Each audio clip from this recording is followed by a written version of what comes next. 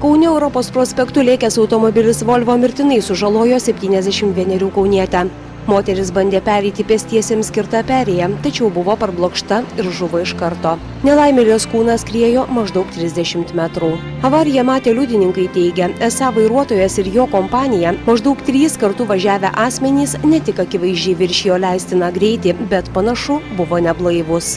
Iš mašinos išlipo neblaivus vyriškis, kažkoks matėsi grinai, kad neblaivus, ir kol pareigūnai buvo nusisukę, čia žiūrėjo įvykio vietą, jisai kampais ir kažkur nuėjo. Gale sėdėdamas žmogus, o priekyje tas, kuris vairavo, tai irgi toks įtarimas, kad, nežinau, gal jam šokas, gal kažkas, bet toks irgi ne visiškai blaivus atrodo. Į įvykio vietą atvykęs Kauno centro policijos komisariato viršininko pavaduotojas patvirtino, kad avarijos kaltininkas jų komisariato pareigūnas Egidijus Merkelis. Esą pareigūnas šiuo metu atostogauja, o kiti avarijos dalyviai esą nėra policijos pareigūnai. Jis tiesiog važiavo pasiimti kažkur nuvežti ir visus aplinkybės. O šnekant su juo vizualiai, tai kvapų nesijaučia, neblaivumų požymių nėra, mintis dėsto nuosekliai, taip kad akivaizdžių kažkokio girtumo požymių, apsvaigimų, kažkokio tai medžiagų nėra tikrai. Į avarijos vietą atvykę žuvusiosios artimieji stebėjosi avarijos kaltininko automobiliu.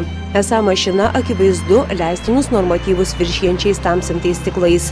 Nepakeistos ir vasarinės padangos. Įvykį tiriantis pareigūno kolegos atvyko neturėdami alkoholio matuoklio.